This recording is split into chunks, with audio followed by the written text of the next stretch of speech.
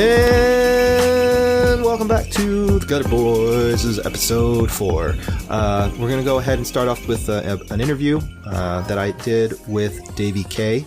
Davey K is an illustrator and a comic artist based out of Chicago, originally from Cleveland.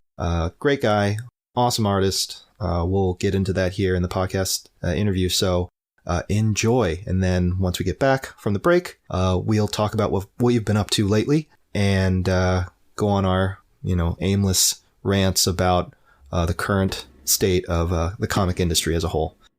So yeah, stay tuned. All right, bye-bye.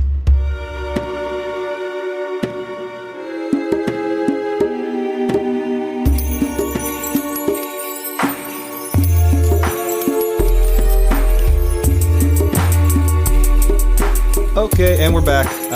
I'm with Davey K, Davey Crofta. They are an illustrator, comic artist, puppeteer, puppet maker. Yeah, I do that. Those are all, yeah.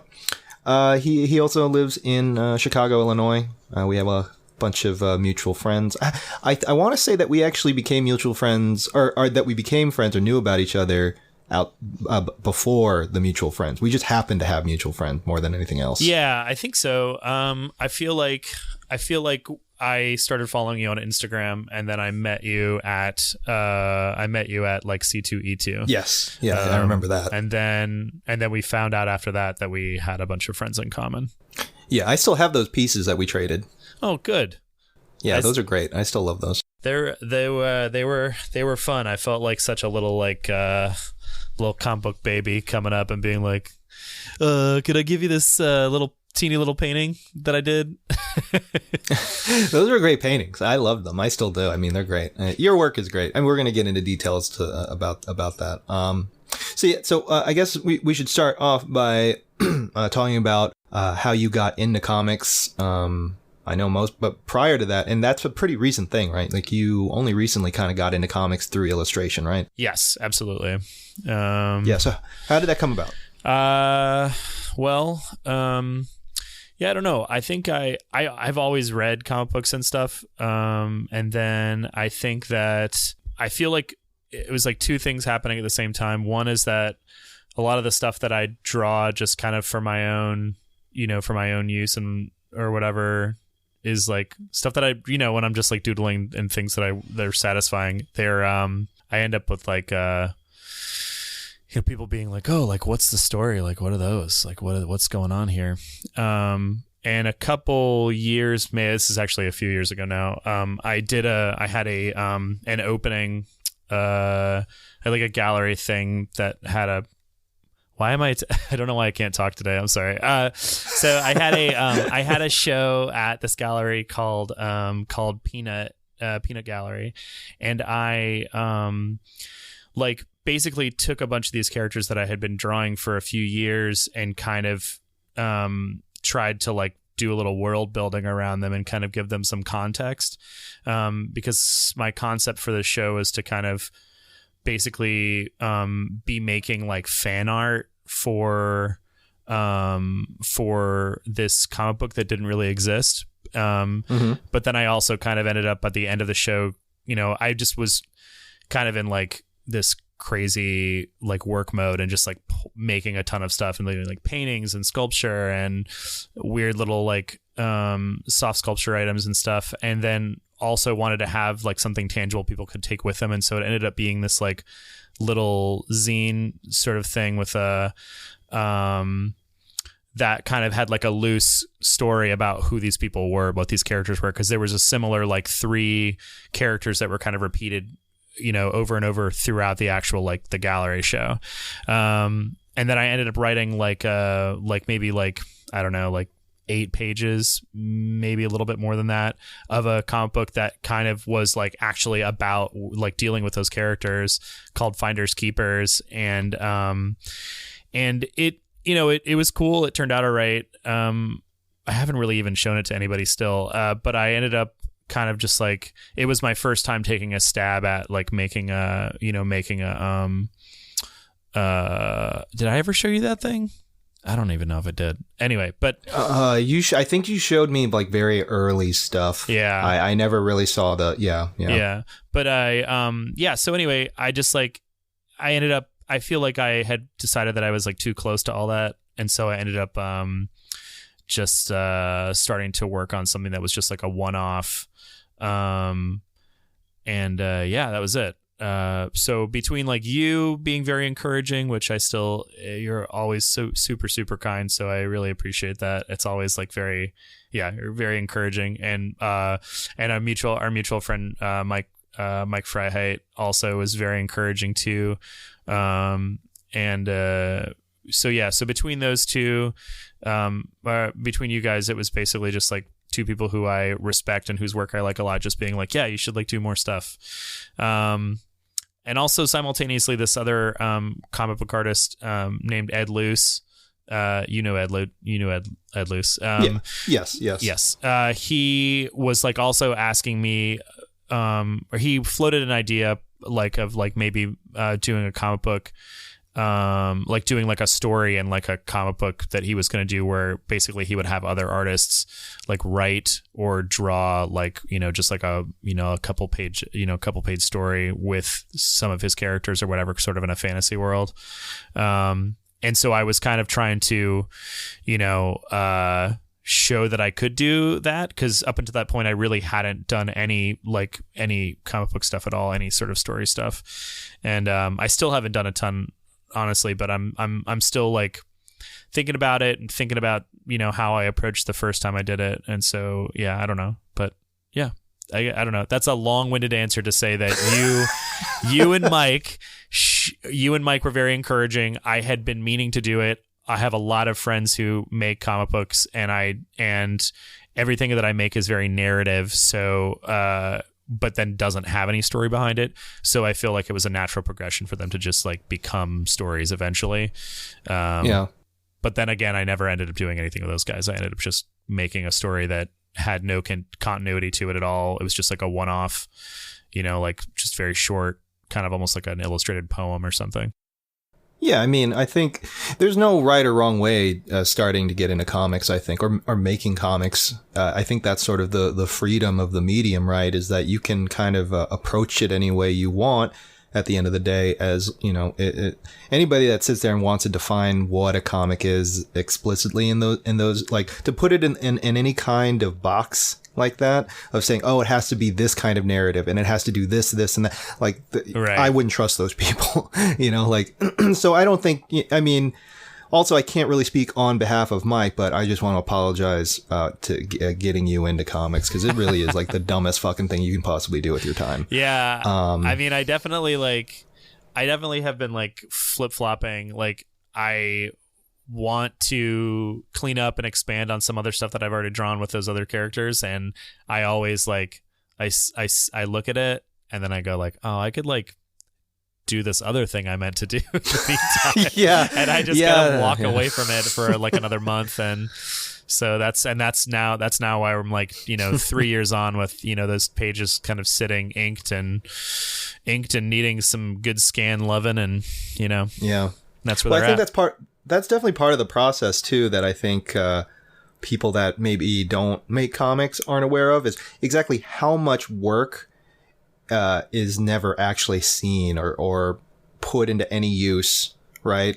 Right. 'Cause I know people that have just stacks and stacks of pages that, I mean, you're looking at, I don't know, 80 to 100 hours worth of work, and it'll never see the light of day. Either because they didn't feel like it was successful in what they were trying to accomplish, right? Or they, attempted to pitch it to a publisher or what have you, and it just never got picked up, and they just kind of abandoned it.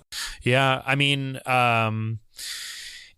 it's weird. I mean, I think like for me personally, like I get these sort of like grandiose ideas for what I want something to be, and then I initially like kind of like, are you cussing on this show, by the way? Oh yeah, I mean, I did earlier. Yeah.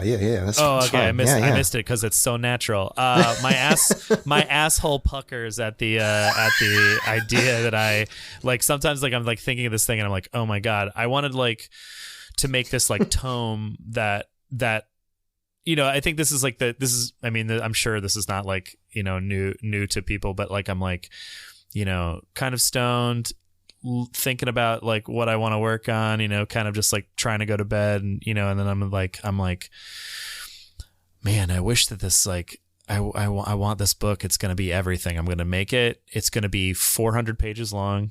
Yeah. And Yeah. I'm going to put it out, and it's going to be like Darger, but I'm not dead. Yeah. And people are going to be like, "Oh my God, where have you been? Yeah. And you're almost 40. Where have you been? Your life is nearly over." Like, Right. and you got to make so much more stuff now. We love this, but that's not what it was. Instead, it was me like writing 11 pages or something and inking them, and then taking them to a friend and him being like, "Yeah, have you ever read a comic book where you like kind of like need to put like space between some of this shit?" And like I can't read any of these things. The letters are so smashed together. And I was just like, "But it's stylish and cool." Yeah. And he's like, "Yeah, but you can't even see what the hell's going on." Yeah. So yeah, gutters and spot blacks was my biggest critique on that first thing I drew. Was just like, yeah, I can't see what's happening. So I mean, it takes a tremendous amount of self, like, or just like a large amount of ego to be like, I have this thing that no one has ever said or done, Right. And I need to commit it to paper, and people need to witness this. yeah, To really, and I mean, I maybe you're not as severe as I am about just absolutely hating my work or whatever, and being self-deprecating to the point of it being annoying, but it's still like very much part of that process of like who really needs to read this or see this? Why am I doing this?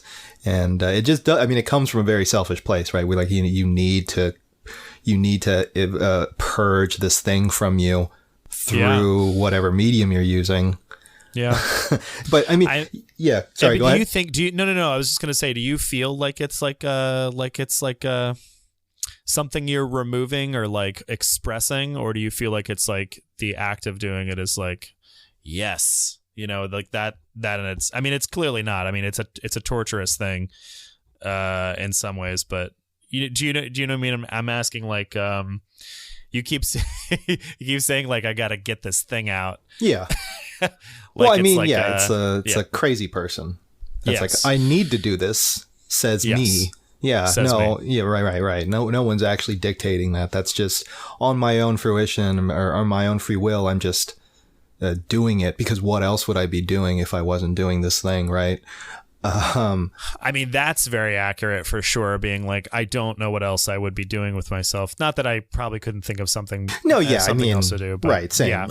But like, I did just recently, like, someone said, or someone sent some, fucking, aspirational meme that said something along the lines of like, basically like, oh no, it wasn't. It was actually like a quote from somebody like worthwhile, but basically saying that like, we're trying to, make something tangible, that, and it's not about making it it doesn't have to be amazing or whatever, but it's just about this urge that artists have to make something tangible and to try to, make a mark, that's indelible. Yeah, absolutely. That's it. It's really just about, being like, okay, I'm going to die. So like, I want to make sure like I left something interesting, and I'm not going to make a movie. Whatever. I'm going to just like write my thoughts down and do my little doodles or whatever. And hopefully some people remember it, and I live a little longer that way or whatever. Right.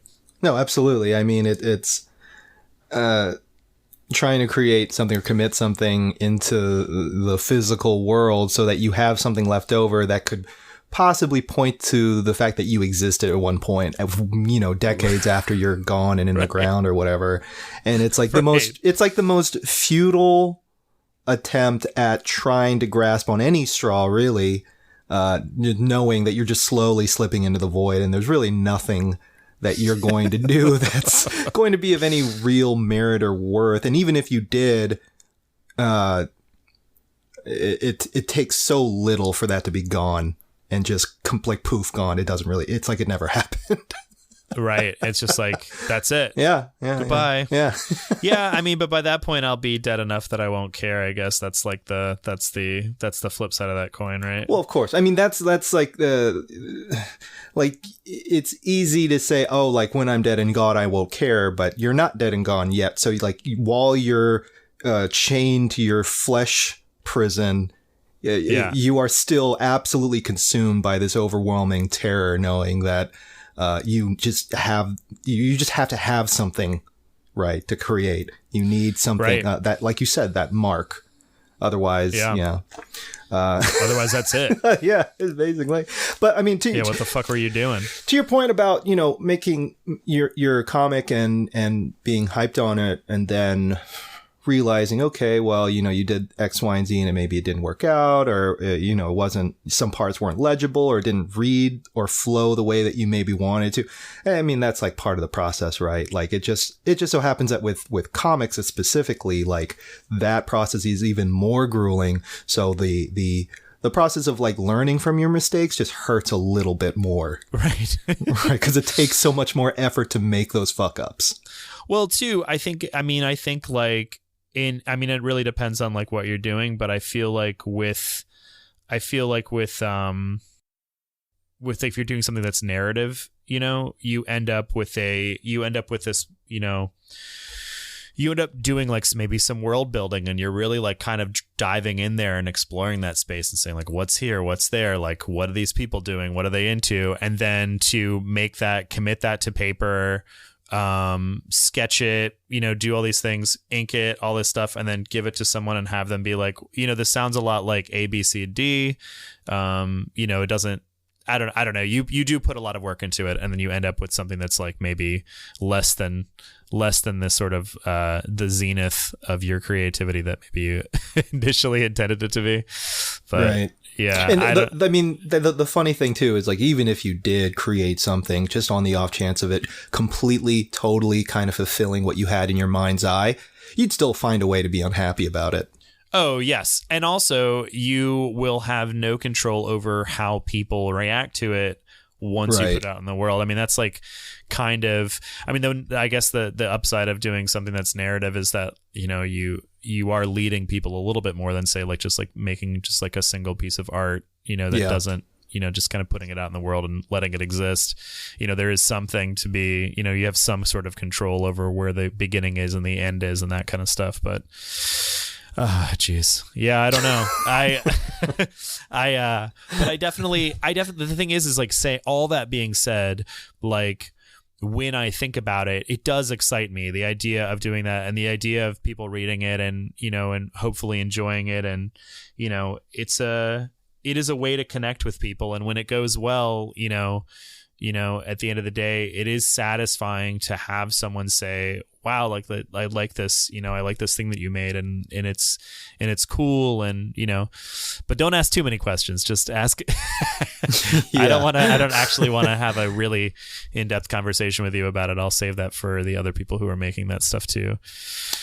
Right. Yeah. And even I found like initially when I first started doing comics, I remember the first time someone came up to me and told me, they read the book that they got from me and that they really, really liked it. And that they, them and a group of friends, like reread it a couple of times together. And that, that really does kind of, ever so slightly defrost my frozen and broken heart.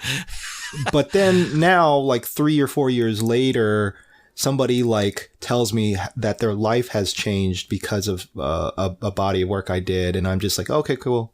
Please don't talk to me anymore though. It's just so, and it's so mean, but it's like, at a certain point you do kind of give in to this idea that, you are a rat in the maze and you're just doing it for the sake of doing it now. And you're kind of going through these motions, and it is fulfilling. Otherwise, you probably wouldn't do it anymore. But the how people feel about it, or at least people that don't know that process or participate in it, you just kind of slowly tune that out, which is like kind of screwed up. Kind of ever so slightly screwed up, but I mean, I'm sorry. No, you finish what you're saying. No. That was it. I was just gonna say that, like, I think they're comic books. I haven't gotten to that place yet with like some art making in general. I feel like there are comments and things like that I get from people that, like, you know, I mean, in theory, when we make things, or whatever, we're, probably just sort of entertaining ourselves. And you're sort of like, isn't that like the way that you're supposed to be making things is like, you're not supposed to be making it. I mean, you do have an audience in mind, but then sort of like that just becomes like you're making a thing that you like, and other people who also invariably you'll find people who like what you like. And so they'll enjoy it too. And so that always translated for me into, I'm going to make art that my friends would enjoy. And make it like, if my friends think it's cool, like, and I like my friends as well, then I will also think it's cool. And I mean, that's not always the case, but that's sort of how I approach stuff a lot of times, is just being like, would my friends be like, whoa, this is cool? Yes. Well, I mean, yeah, your key, the only audience really that holds any sort of sway over your output is you and the handful of weirdos that you, actively give a shit about. Yeah. Yeah. And I still feel like that's the case. That being said, like, it does feel good. It's very nice to say that, to get those things, to get things from people when you do get positive feedback. It's awesome.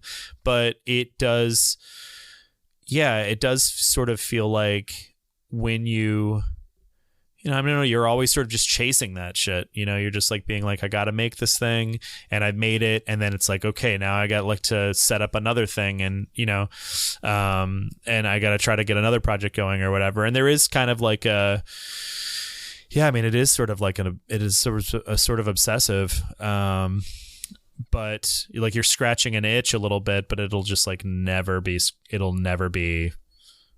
fully scratched. You're just kind of getting at it. I mean, right. Well, I mean, in theory, that's the case, right? Like people who I think are actively creating some of the best work out there, those are the people that are never going to settle, right? Like they're never going to be happy with whatever they recently released. They're constantly going to be producing things that's pushing themselves. And you hope as an artist that you do that too, because anybody that's willing to just look at their work and say, well, I'm done, I guess. Right. And just like settle with whatever. Those are the people that I really don't pay attention to, nor do I think they should, actively have a patronage or something. But, sure. Cause there's so many people like that. Yeah. I mean, I was going to say, like, I feel like, I mean, as far as output and stuff like that is concerned, and I feel like I talk to people, and it's so different for so many people. Like, I mean, like, I know that you personally, like, I've seen that you're working on a lot of things all at the same time. And then you've got like, I think of people like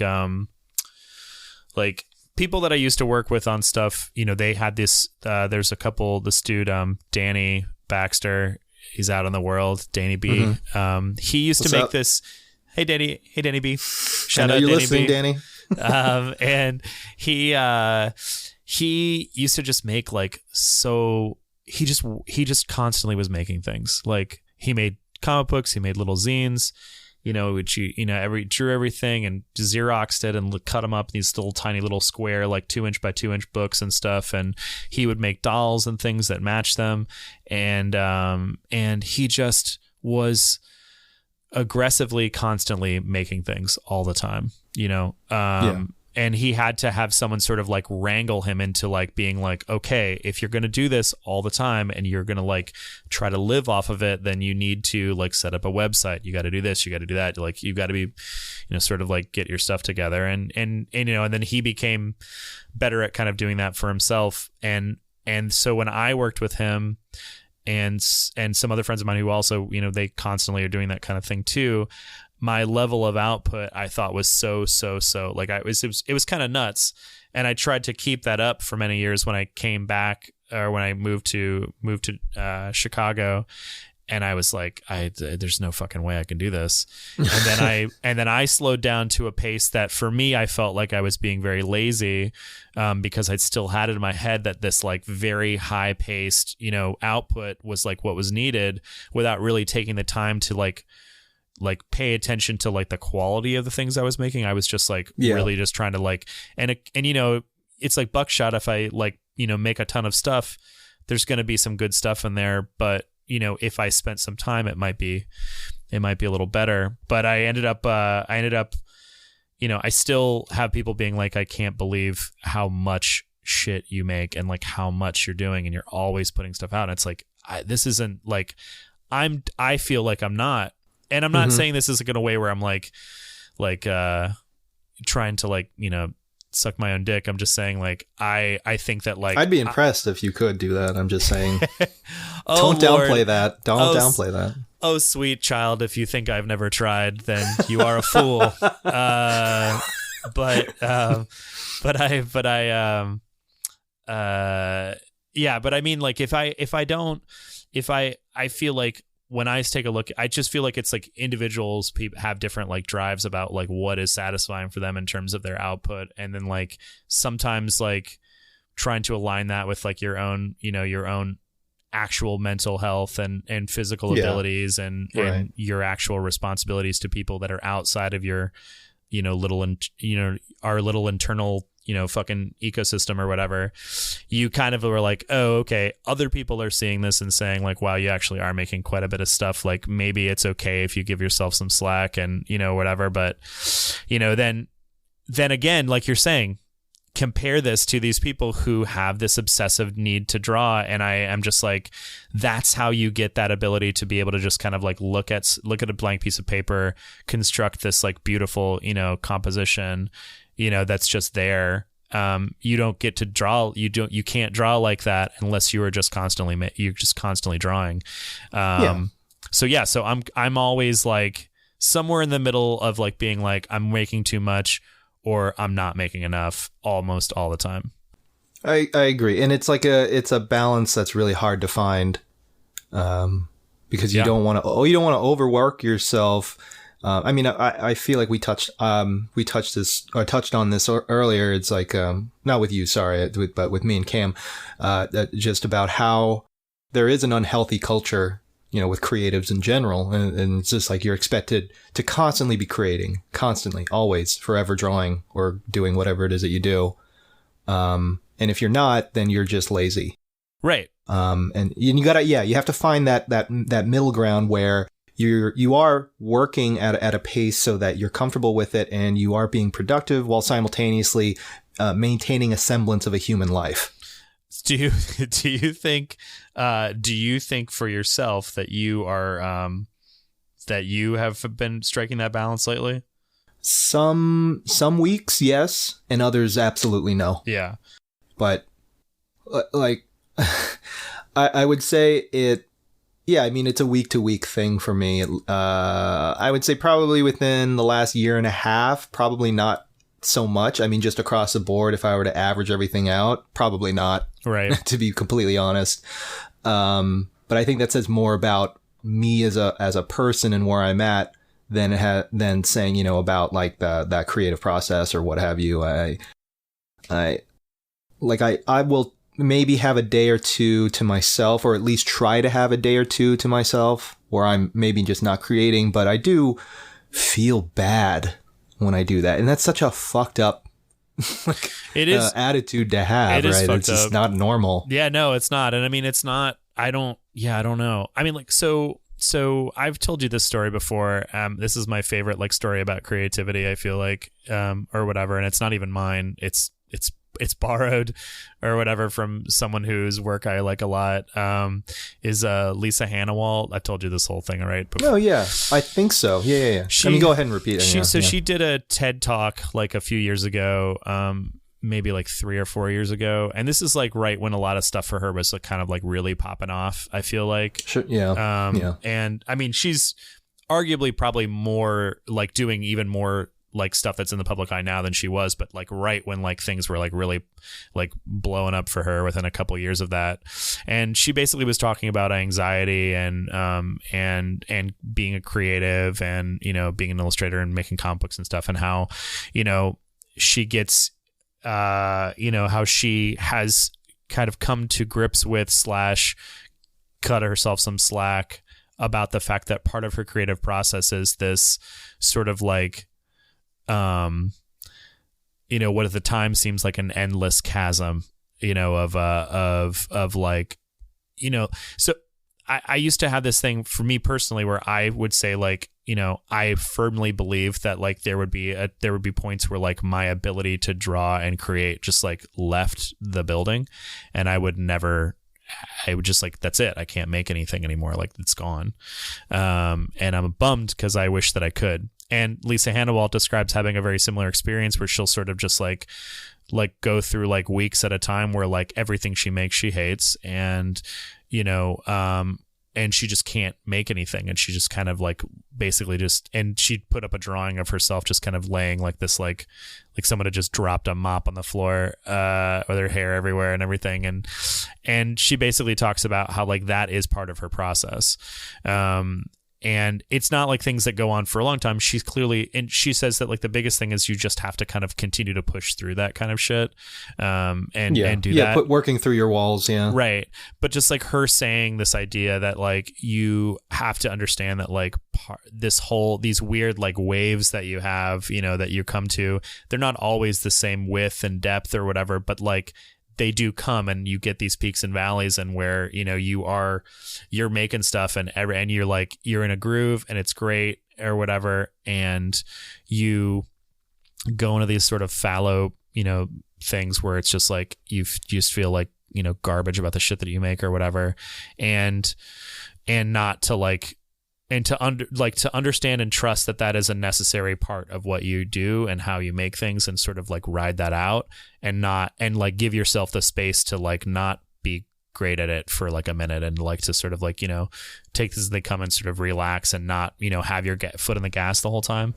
Yeah, definitely. And I don't know how often I really hold to that, probably not often, but I try to hold that in the back of my head. I tell that story often enough, or like sort of relay that, you know, idea often enough to people that I feel like maybe I'm just saying it so I can remind myself of that. But because I am definitely in the middle of a period like that right now, where I'm just kind of like, I've got a bajillion things that are brewing, and I don't know when they're going to come to fruition. And I'm hoping that it'll just kind of like line up once I, you know, put my foot in it, which is kind of how it goes. You just kind of just, you know, take a step in, and then, you know, you'll get there eventually. Yeah. And if you need, you know, however long you need to just really kind of walk away from it, you know, and give yourself some space. Yeah. And, you know, maybe return to it with new eyes, that might change it just enough so that you reinvigorate that process. Right. But, you know, yeah, like you said, it's different from person to person, how they work. And, you know, some people are slower, some people are faster, yada, yada, yada. You can't really compare yourself to another artist that way. That's just not healthy, and it's not productive either. No, so, not. Yeah, I mean, we all have to kind of work through it our own way, and hopefully have some sort of support system there to kind of remind you that it's okay to not constantly be posting you know, your work, or right. Constantly just you know, highlighting the fact or signaling to others that you are struggling or in pain, or you know, like it's not a healthy thing. Right. But, you know, I mean, I say that as someone that, you know, has done it and probably still continues to do it to a degree, but sure, you know, I've definitely in the last, like, I don't know, 4 or 5 months, I've been less active in that way. Yeah, me too.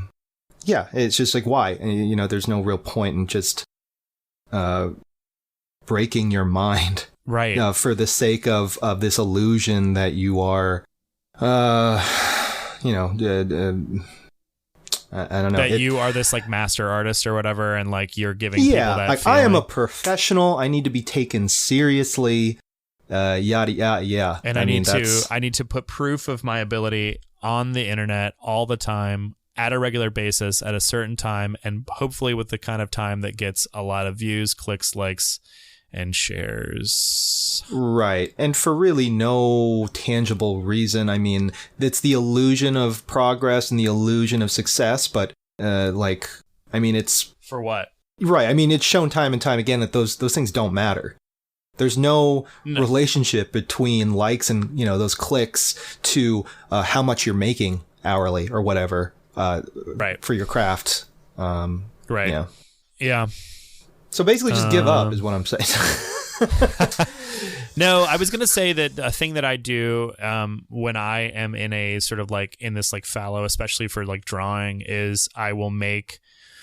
That's when I work on things that are like physical objects, like more like sculpture stuff. So I'll go back and forth between the two, and that way I still feel like I'm making stuff, but I'm not like but you have other outlets. Getting burnout. Yeah. Right. So I try to sort of do the two, and that way I'm kind of getting into this like, this rhythm of still being creative, but allowing parts of the way that I make things to kind of relax and not have to like be so, do things that come a little bit more intuitively, and not worry about stuff that's like, being like, okay, why is this here, and why does this shape like this, and how are they posed, and blah blah blah blah. Right. And I mean, this might come off as hyperbole, but I'm pretty sure that anybody that only does comics 24/7 is severely deranged. Yeah, I mean, it's as a person. Like there's something missing in their brain. Yeah. Or they're just a broken person, and there's no hope, or you have to have some kind of moment where you can do something else with your time, so you don't feel like you're driving yourself insane. Yeah. I mean, I'm trying to think right now of like people that I know, and I feel like a lot of them do come up with projects where they're still drawing, but they're doing things that aren't necessarily a comic, Right. Yeah. And that way they're still, or they're painting, or they're, and it's not narrative, or, maybe they're doing something where there's like lots of ways that people can approach that and not, and still feel creative, but not necessarily have to feel like they have to like, tap that, that thing. Yeah, I mean, you have a variety of things that you do other than comics. In fact, comics is, I wouldn't say comics is your main thing that you do. It's just one of the many things in your wheelhouse. Yeah. I mean, I definitely do a lot of, I mean, I've always drawn, and then I went to school for fiber and material studies. And then I ended up kind of making like dolls and puppets and things. Yeah. And so I'm still doing that. But now I've been more making things that are more like static. Because even though I enjoyed making puppets and I do like to perform, it's a lot of work, and it's a totally different kind of work where you have to, I don't know. It's still presenting something to an audience, but, not that comic book artists have like, there is something to be said where you could, in theory, you could put a comic book out in front of somebody who doesn't know you, and they don't have to know that you made it. Like, you know what I mean? Whereas like if you're performing in front of somebody, like they know that this is something that you did. You did this to me. Right. I'm in the audience and I had to deal with your shit. Yeah. And but it's also like how the audience like takes in that information or experiences that. Like with a comic, it's really up to the reader, right? They can flip through it and they can kind of just glance through the pages, and that's it. Somebody can really sit down and digest every single panel and every single page, right? Right. Or read it, but be done with it in like under 10 minutes, right? For something that took far too long to create. And so, yeah, I mean, like making static sculptures versus something that you are actively having to perform in that moment is really what the audience is experiencing. The puppet is just an element to that. It's not, it's not the full experience really. It's just like one of the many tools or, whatever. But, yeah. I mean, for sure. I just feel like I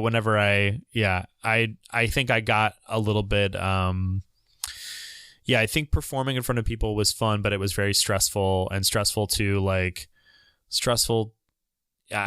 feel like I was more down on myself than I've ever been for things that I've created, and been more disappointed in a way that just like was not satisfying to me.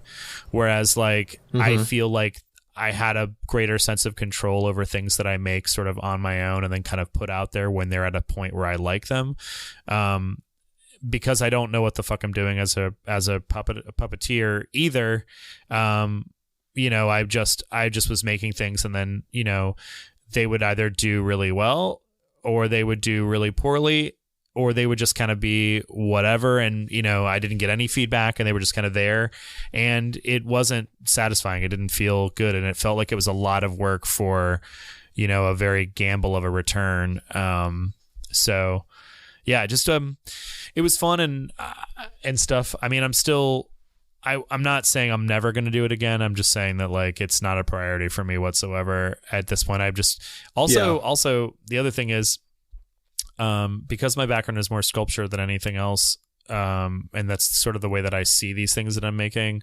They end up being like not very good in terms of being puppets. Like, puppets are, you know, they seem very, you know, cute and stuff from the outside, but like, I mean, those things that you see as like Muppets are, they're finely crafted, you know, like objects that have been, you know, they are the way that they are, and they look the way that they do for a very specific reason. And there's parts of them that are kind of like they're non-negotiable in terms of like a puppet. So so like, and that's so that they can be used in a certain way and they don't stress the puppeteer's arm out, or like, and you know, you can hold your hand in a more natural position, or, you know, whatever. And I was making these things that were just like a nightmare to try to operate. And right, because you're almost reverse engineering these things, because a lot of those puppets, there is a lot of engineering going on behind. Like, so there's so much that the viewer doesn't see in that took far more time than just the external kind of, you know, artifice of the puppet. And then you end up with something that's just like, yeah, and that's the way it's for me. I was always just making stuff that I would be like, okay, what does this thing look like? And like, okay, like trying to get better about being like, okay, design the object around what it's supposed to do. But then, you know, ending up with something that's like, okay, it does this one thing. This puppet only does one thing. It can move its mouth and like, that's it. You know, as opposed to these other ones where like there's a lot of versatility. But anyway, yeah, I'm not saying no, but I'm just saying it's a nice, the puppetry stuff.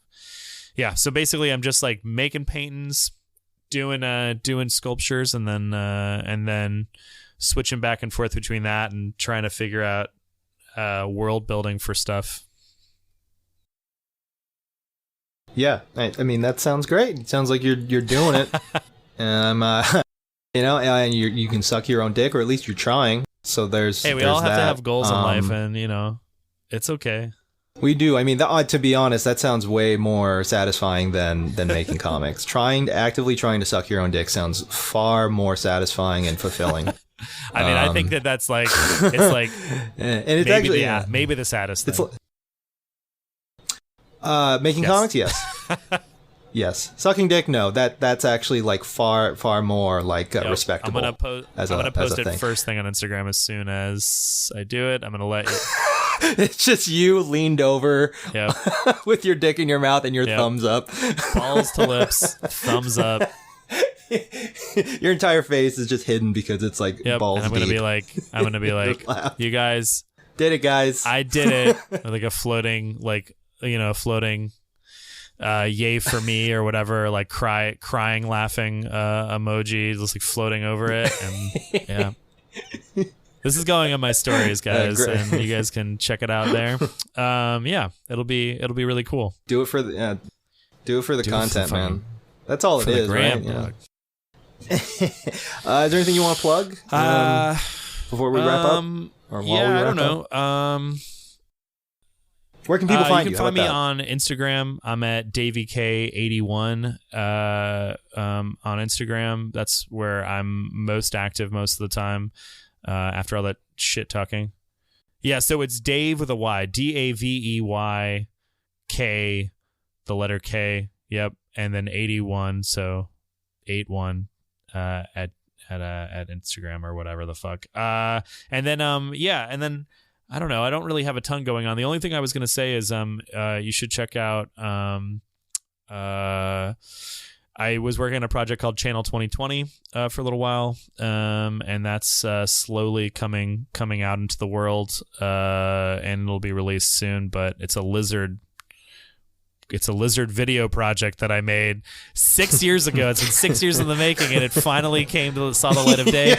And God bless, it's glorious. So I'm hoping to see more of that. But yeah, if you just go to channel2020.tv, you can see like clips and teaser trailers for the show. And it's a very real possibility that it'll come out in 2020.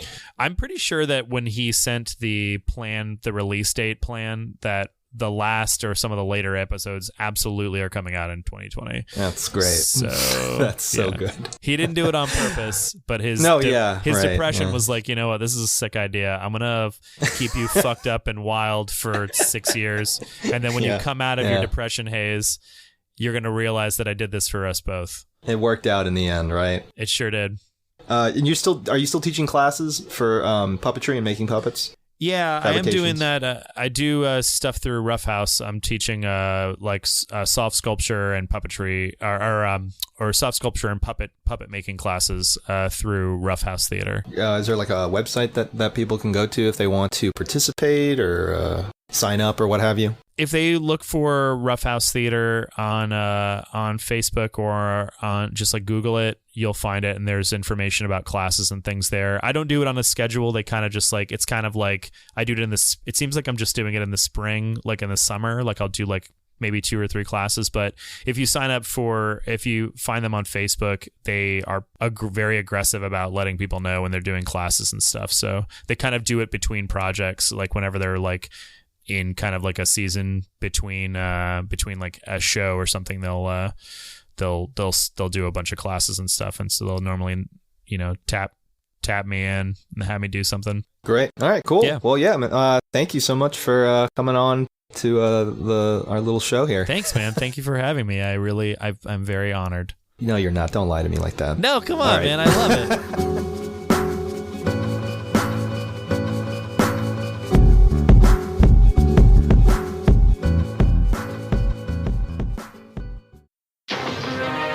We'll be right back.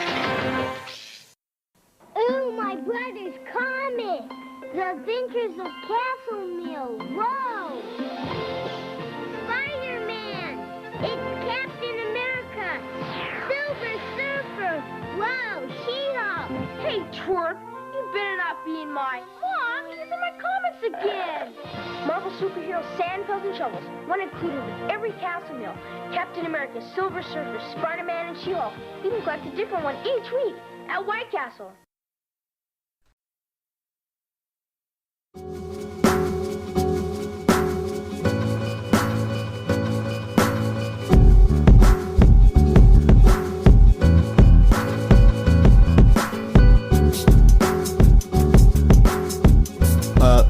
I don't know about you, Cam, but I was looking at some comic news that wasn't new Avengers movie, yada yada, or whatever. This new comic I just recently came across, it looks like it is a pretty thorough historical recounting of the Antifa movement, specifically starting at its very early roots in fascist Italy in the early 1920s, and kind of going through the Spanish Revolution into Hitler's regime in Germany, and then going up through the 80s in Germany up to today in the recent clashes with the alt-right and the contemporary Antifa movement. For those of you that are clutching your pearls at the very sound of the word Antifa, good. Go fuck yourself. I don't know how else to sugarcoat that. Because you're listening to some two pretty leftist dudes. At least I am. I don't know. I don't want to talk on Cam's behalf, but no, I'm rolling with you. All right, cool. So it was interesting. I was a little skeptical initially, but going through some of the pages of art and looking at the interview with the writer, Gord Hill, it looks pretty interesting. It looks like they do try to be as straightforward as possible just about the history of the whole thing. If you're a I don't know, like a world history buff in any kind of way, this would probably be something you'd be into. I know I kind of am, specifically with any sort of, grassroots movement that is in any way, shape, or form anti-fascist or anti-state. So that's pretty cool to see. So yeah, this is something that I might actually pick up and read because I just don't read anymore. And I'm trying to break out of that because the last thing I want to do after working on stuff is read, which sucks. That really sucks. I know, Cam, you still read. I know for sure you read way more than I do. Oh yeah, I read all the time. So do you just not read because you're working on comics and you're just kind of burned out from looking at them, or is it just mostly? Yeah. I mean, any free time that I do have, I usually kind of spend it on doing something far more passive than reading. So it'll be something like, I don't know, watching wrestling or a movie.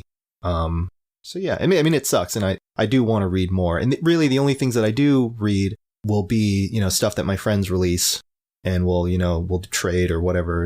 And it sucks because really the only times I'll really get to read it is the moment they hand it to me, and then I'll actually just sit down and start reading it.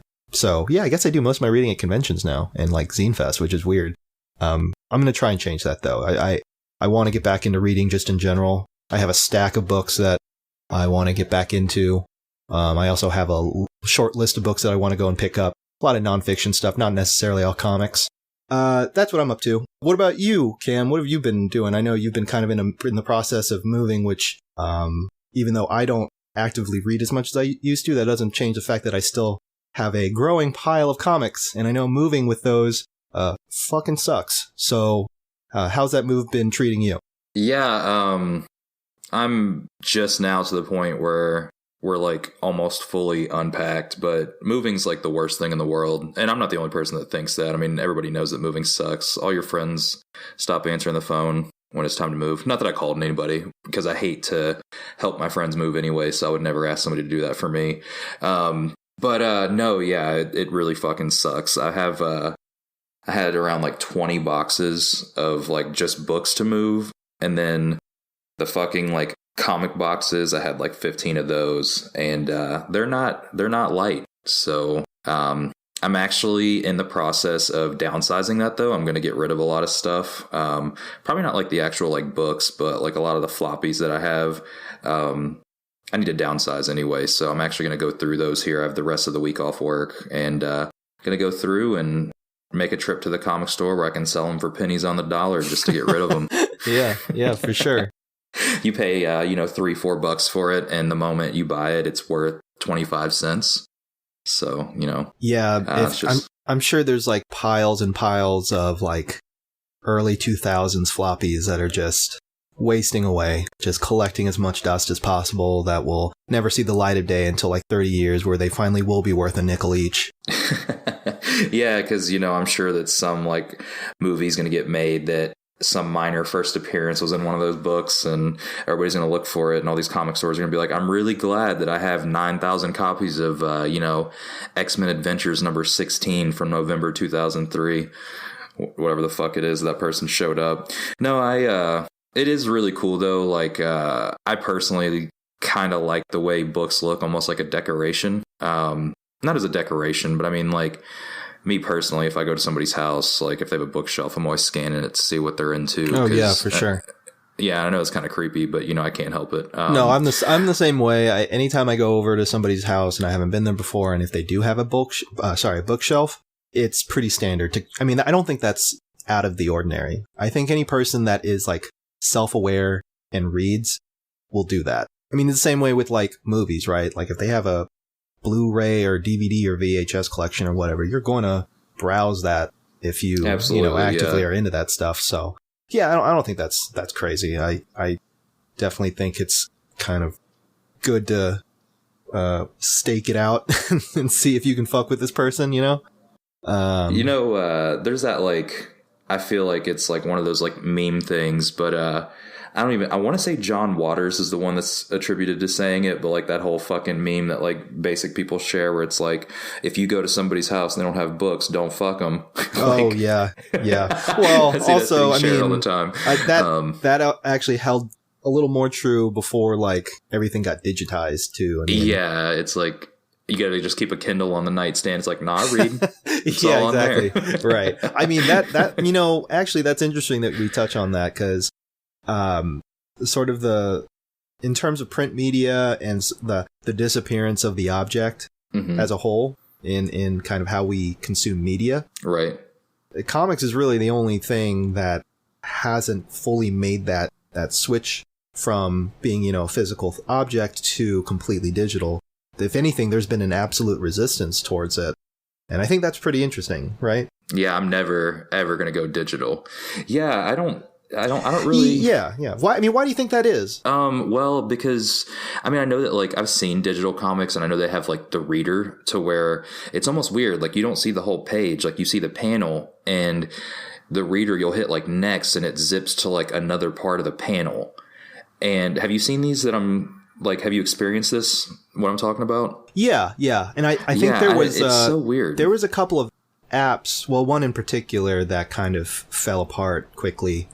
I don't really remember all the details, but, there was an app that tried to kind of reinvent how we consume, you know, digital comics. And it was this kind of, like a vertical platform to kind of utilize the phone better in terms of how we would look and read comics, and it was an interesting idea. It was almost like if you were to transfer that into a physical object, like a print media thing, then it would basically be a long ongoing strip that goes from top to bottom, you know, instead of being read. Right. And, page to page or whatever. And I mean, to me, you know, you said on your phone, like I can't even imagine reading a comic on a phone. Like, I actually, Patrick Rooks is doing this book right now, or I think it's done. It's called like Celery Stalks at Midnight, and he sent me a copy of his site where it was like actually uploaded there. And I messaged him back. I was like, "Yo, I know I'm going to see you at these shows this summer." I said, "Don't take this personally. I'm not going to read this." I'm just more of a print guy, and I felt like kind of like an asshole, but he understood, and he was just like, "No, you just got to get the work out." And I totally understand that because you know I'm kind of being stubborn by not going digital in some ways. I think like the fact that I'm so opposed to it because me personally, like I just don't want to read anything digital. You know, I'll read like news articles and stuff, but as far as comics, like it's almost insulting to have to look at it on a small device. And then the fact that you're doing the whole thing where you just navigate from panel to panel, like I can't see this whole page like the artist intended me to, because, you know, you think about like panel layout. That's part of what, like, you know, you work around as an artist. So for you to condense that into forcing me into looking at just like a close up of one panel and then you just jump, like I can't see it all at once. It's mind boggling that anyone would read like that. Well, I think that this new app, when they signed, a bunch of creators to make these new books for this, brand new platform, the focus was making it so that the art was meant to be presented that way. So when you are kind of like scrolling down, reading the comic, or I guess scrolling up, whatever, the art kind of just flows that way. And so from a artist standpoint, you would know that and have to plan accordingly. Well, and it's funny that you mentioned that because Blake is working on that webcomic right now, that Gonad book. Mm-hmm. And he drew the first issue as like pages, and then he found out how the app was going to work after he started drawing it. So he had to go in Photoshop and like crop a lot of the drawings and like that cut sucks. and paste. Yeah. I mean, but to make it fit the format because he wasn't aware of it. So it's crazy. Yeah, so I know what you mean as far as like. Well, that's shitty that the publisher or whatever didn't even let him know that was the case. But yeah, I don't know the backstory to it. I just know that he had to go and rework it.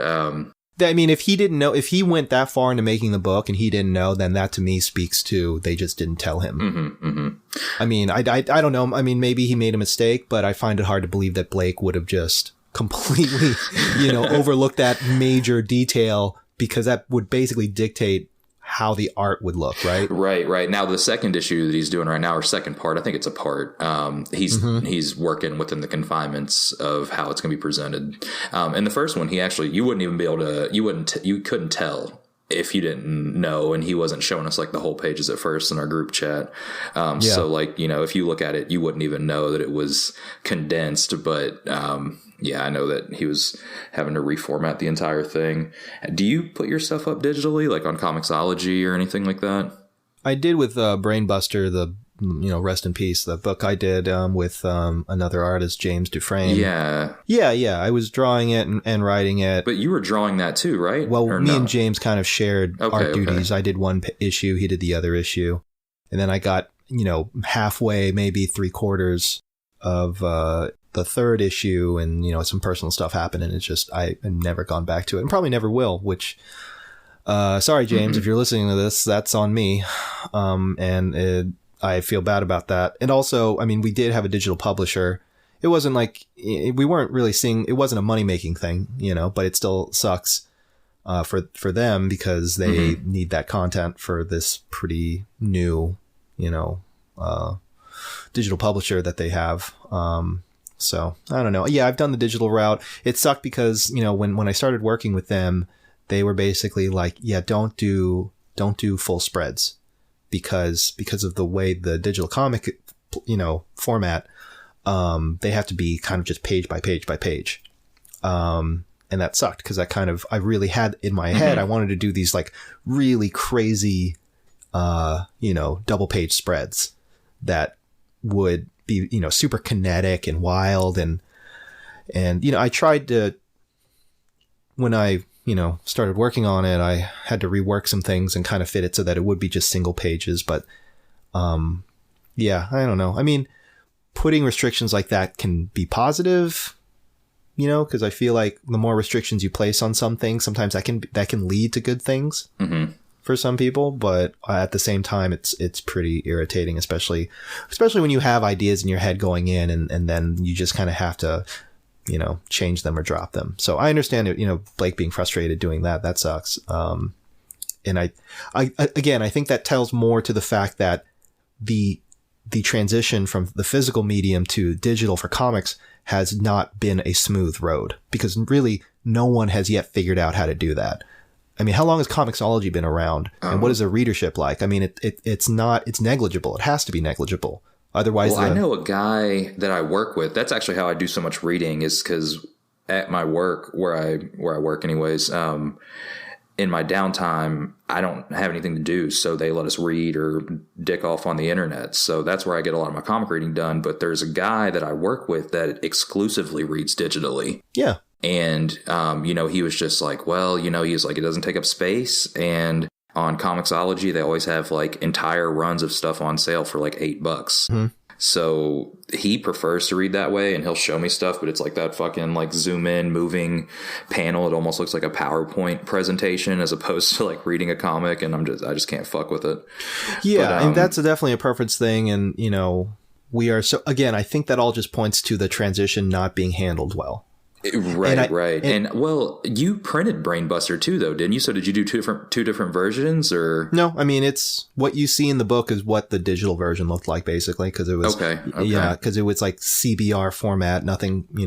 They weren't trying to reinvent how you read digital comics. It was just it was more than anything just a way to distribute it to places like Comixology or Amazon or whatever. Yeah.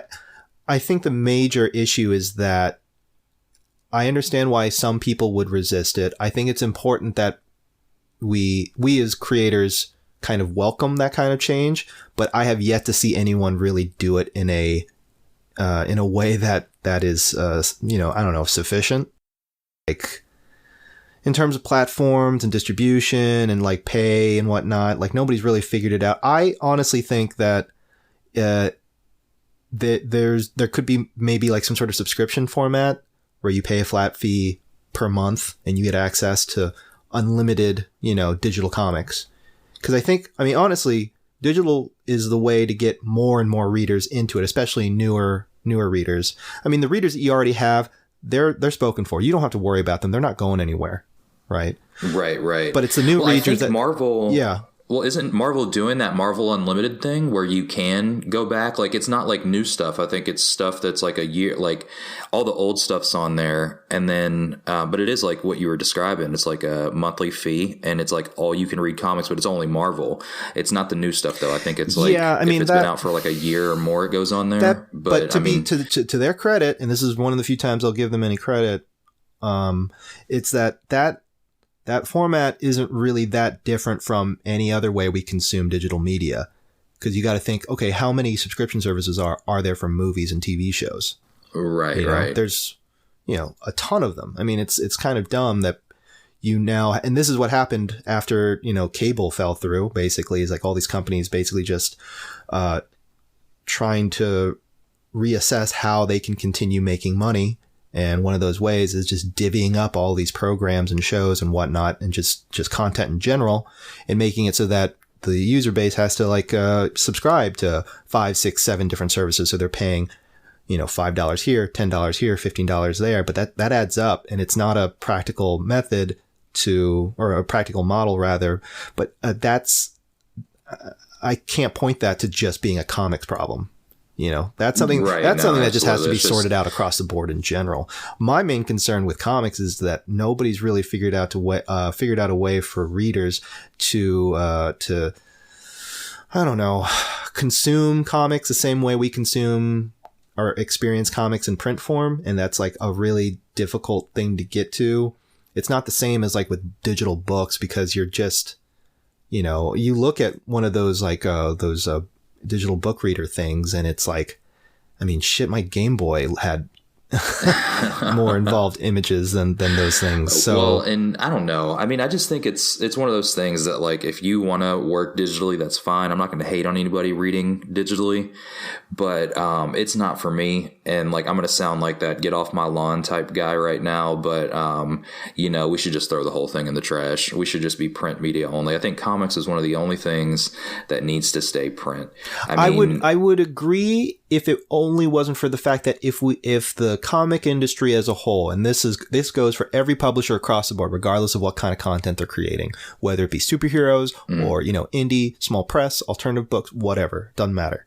What I'm saying is, it's like, if we don't adapt in any sort of meaningful way, the readership is just going to continue dwindling, because it already is dwindling. That's fair. I mean, that's sales are the lowest they've been in years at this point.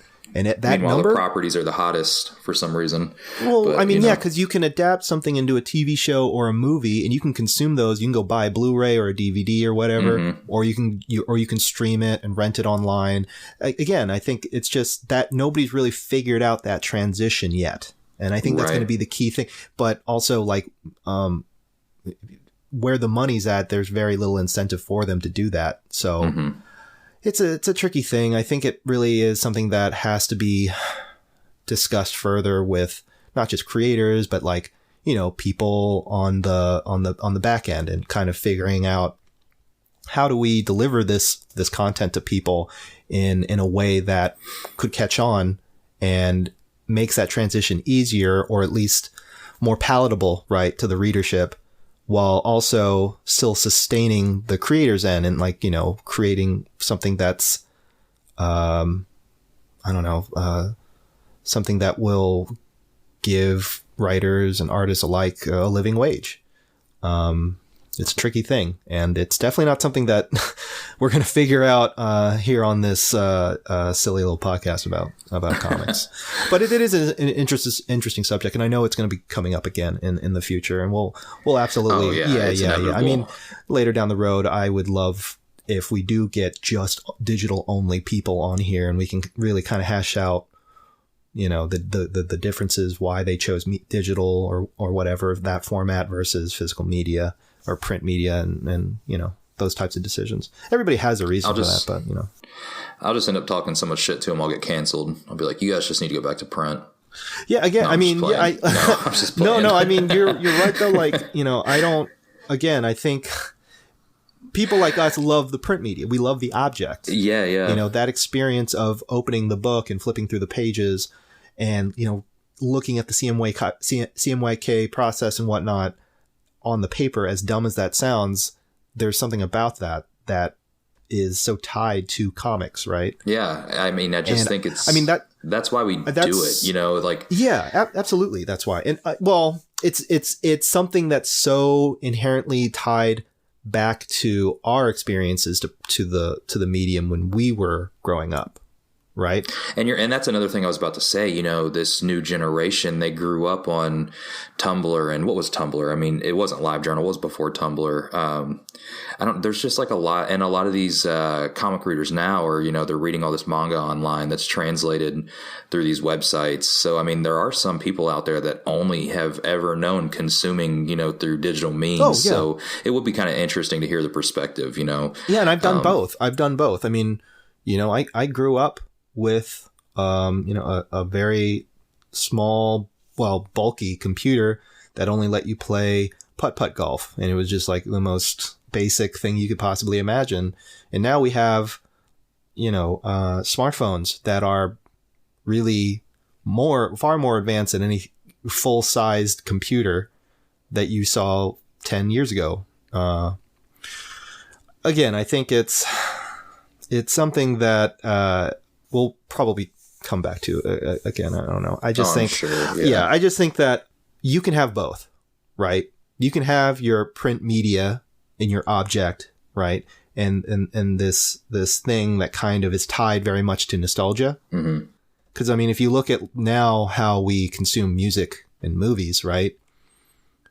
As soon as everything started moving way, way more into the digital arena, that's when the vinyl makes a comeback. Cassettes, vinyl with movies, it's VHS, right. Blu-ray packages, special editions with like, you know, gatefold art and stuff like that are like really, really thought out for the consumer who do want that object because they are tied you know, there is that nostalgia with the physical medium. I think if we just continue staying with that with comics, the medium's going to be dead in like 3 generations, right? Like it's just going to be it's already niche to begin with. We're going to make it even more niche to the point where it's just like so far alienating and so far removed from any sort of mass consumption that it's not a sustainable thing for anybody to make a living on. It already isn't, and it's just going to be worse. I was going to say it's really hard to make a living. But there are people are, and what I'm saying is that if it continues down this road, there will be nobody. I think not even the top dogs are going to be making money is what I'm saying. Well, yeah. I mean, the movies will keep them afloat, but you know, how long till that well dries up? I think we're starting to see the beginning of those wells starting to dry up, honestly. But, you know. Yeah, but like, again, I don't even think that's sustainable because you look at sales for comics whenever a movie comes around and they maybe peak a little bit. Like the meter will just move just a tiny nudge. Okay. Mm-hmm. And it'll almost always be stuff that was printed 20 years ago. Right. Because that's where the source material is. And there's a lot of, you know, inconsistencies. You know, we were kind of talking before we started recording about this, you know, with, you know, who's at fault there? Is it the publisher for not making the movies line up with what's going on in the books currently? Is it the fact that they're relaunching the books all the time? Well, it shouldn't be their job to do that with the comic. Like, here's the thing. Like, I am not interested in seeing an adaptation that adheres strictly to the source material, because why would you do that when you can just go read the source material? No, right. But I mean, I guess what I'm saying, for an example, like, let's just use Iron Man. You know, if you don't read comics and you go see an Avengers movie, you're just like, you know, Joe Schmo from the street. You go into a comic store and fucking, you know, Iron Man is dead, but his image and consciousness is a holographic image, but he can't be in the suit because he's not a real person, but his AI controls it. Like, it's just so convoluted and stupid in the comics that, you know, you go to the comic store and you're looking for Tony Stark and you've got to go through this long spiel that is a 3-year in process storyline. I'm not saying that, you know, writers and artists shouldn't have creative direction to be able to take those books where they want them to, but I think that a lot of the fault there is at the publisher for not, I don't know, I think that they could do more as far as making comics more accessible to your standard reader. As far as the big two, independent comics, Image Comics, they can do whatever the fuck they want because that's kind of what they've always done. But as far as like revitalizing the comics industry, I think that lies on DC and Marvel's shoulders because, that's what gets people into the comic store. And well, they're the biggest ones. They're the top dogs. They're making the most money. It's, Right. I mean, because what person, it doesn't matter, like, how into independent comics you are, what person didn't get their start reading comics from a book from Marvel or DC? Right. Yeah. I mean, I'm sure there is a person, but, that's everybody's gateway drug. That's the pot of the comics world. Yeah, absolutely. So it's just that some people don't move past that and they just kind of stick around there with most people. Yeah. No, absolutely. I mean, if you're into comics, most people. But then also, I mean, like when I grew up, I was reading like Mad Magazine for the most part. Yeah. But I mean, when you were reading Mad, like now I can look at Mad Magazine. I mean, I was a kid and I thought it was hilarious. Yeah, like I thought it was funny, but I mean, and the art was amazing. Exactly. But were you processing like, did anything in Mad? Because our generation, I was born in 89. When were you born? 88, 89? 86. 86. Okay. So when you were reading Mad, like, and, I could be horribly mistaken here, but I don't really think that there was like anybody like besides the spy versus spy stuff. None of that stuff really stood out to me from like this. Now I'll look back at older issues now as an adult and, I appreciate some of that older stuff, but that stuff in the 90s, it was just really crude drawings of, whatever was going on pop culture wise, like at the movies at that point in time. Did anything stand out to you in those that you recall? I remember really liking the spy versus spy stuff, but yeah, is that your dog? Yeah. No, I was going to say like on my end, when I was reading Mad, first off, it was the jokes, obviously, but then secondly was the style of art. That like there's a particular kind of I forget the name of the artist. I'm kind of putting myself on the spot here, but I mean, really, what grabbed me was the two different styles of art that I think of when I think of Mad. It was this sort of very classical caricature type style. Yeah, like the grotesque, overgrown, like, facial features and stuff like that. Yeah, and I remember admiring those drawings because, like, it would just be simple things. I was like, I don't know, 10 or 11, and I would just admire how those artists drew hands. Because it would be, like, so just... there were, like, little nuances to every knuckle. And every bend of the skin. It was just like so well done. And I mean, I was a weird kid, clearly, but I just remember staring at those drawings being like, this is like amazing. This is like gorgeous work, line work. And then the other end would be like these, I don't know how else to describe it other than like, maybe this was more cracked now that I'm thinking back, but the art style that you would see in cracked magazines would be stuff similar to like, Garbage Pail Kids, just like over the top, really gross out stuff. It'd be like these really detailed gouache paintings of like these grotesque characters that reminds me, in retrospect now, a lot of the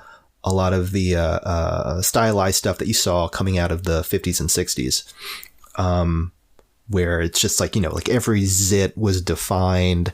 And they'd have like these garish teeth and there'd be something, just like, and I just remember looking at those and being just so like enthralled by those images. And yeah, I don't know.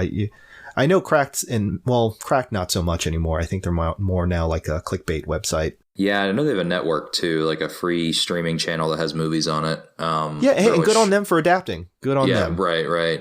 I would say Mad still prints, right? Mad. They just brought the magazine back. Well, they relaunched the magazine. I don't know if it went out for a while, but I know that they relaunched it #1 again recently. Yeah, I mean they'd been around for a while. Yeah, when I was a kid, and I remember one thing that did stand out when I would read those books was the fact that the pages were newsprint.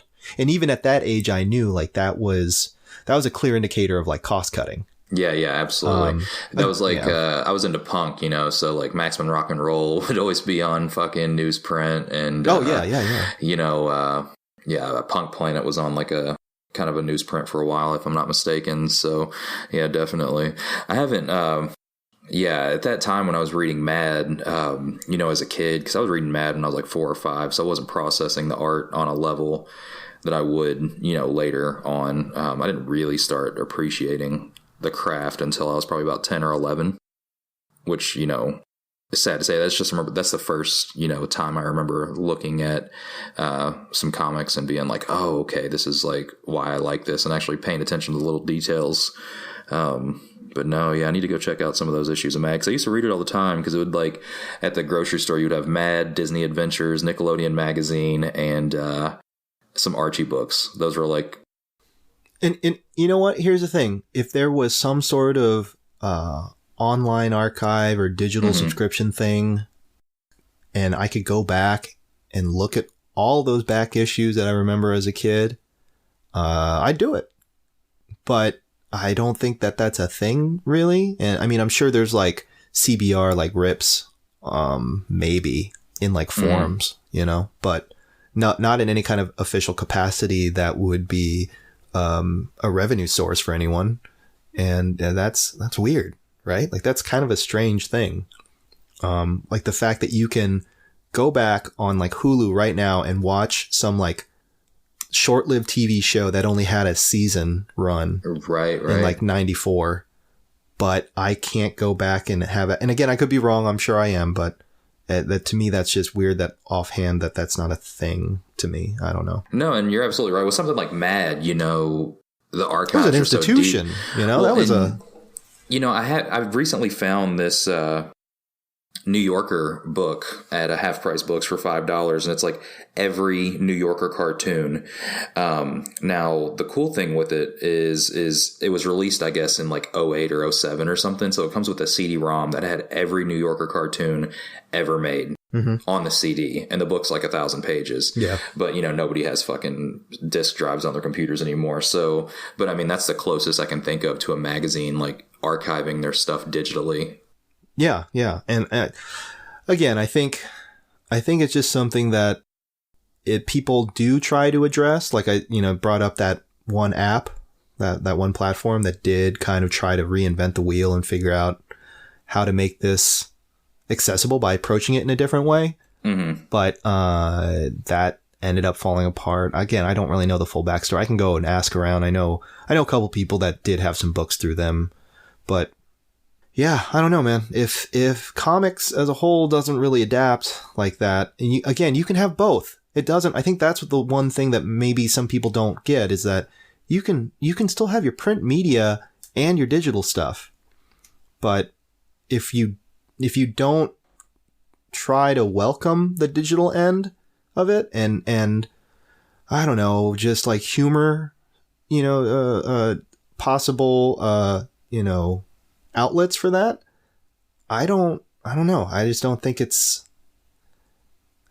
feasible in the grand scheme of things for a lot of people. Like it's a pretty we're just gonna go in the way of the dinosaurs, basically. Yeah, I don't know. That's just something that's been bothering me for a while now, is just looking at digital versus print and being like, well, like, how are we still having this conversation? This should have been addressed years ago by now. And I don't think it'll be addressed and solved anytime soon. And I think it's a sad thing. Yeah. I mean, you brought up how completely awkward it would be for you, or not feasible for you on your end on a personal level, to consume comics using your phone, right? Like, and I get that too. I'm the same way. I'm not, I get it. I totally get that. But man, how many people would be reading those books if there was a way for them to do that? And I know there's, Comixology has pretty much been like the main front runner for that, right? In terms of, like, when you think digital comics, you think Comixology. That's right. The name that you think of. And I don't know, like, someone was telling me that you had to pay as much for the physical copy just to get the digital version. Oh, 100%. And that's insane. Yeah, like, it's not even $1 cheaper. There is no production. There's production costs for your artists and writers, but, there's no production cost for the actual good. Yeah. At that point, and it's the same fucking price, which is another reason why I haven't jumped ship, because if I'm gonna pay $3 or $4 for something, I'm gonna hold it in my hand if I can get the same exact, thing for that same exact price. Like, it blows my mind that there's no discount. Like, if there was a discount, I would understand digital comics. I would understand if a comic was $1.99 digitally or $3.99 on the shelves. Yeah. I mean, I'm not on the business end of things, so I can't, or, I'm not on the back end in terms of like developing apps or all that nonsense. Like, so my input in that is going to be very surface level. Sure. I get that. Mm-hmm. Same. Yeah. Same here. But there has to be like this, people have to be talking about this. I know they are. So like I don't know. It's something that we'll return to again. So, we'll just put a pin in it, but it's definitely something, that it's just been bothering me for a while now. Cause music in a way has, for the most part, adapted to that change. Yeah, absolutely. Especially on the smaller level. And I think that's really where the most promise is coming from. It's coming from the idea of how can we make this, how can we democratize this so that the changes go from the bottom up rather than waiting around for Marvel or DC to fix the problem for us. Because if they fix it, it's going to be the best there, and it's going to be with their interest, at the forefront if they fix it. So, yeah. Yeah, it's going to be on their terms. And, I mean, we already see where that's going. And it's going to be on Diamond's terms, too. Oh, yeah. And I want to say Diamond, I don't think they get any kind of piece of the pie on a digital comic, which is probably... Good. Fuck them. Well, yeah, no, absolutely. I'm sure they would find some kind of digital platform to be on at some point in time. I mean, again, and this is something that we'll talk about again later, but, Diamond is such an archaic business model, or they use such an archaic business model, and I can see why they don't want to change that, because it works in their interest.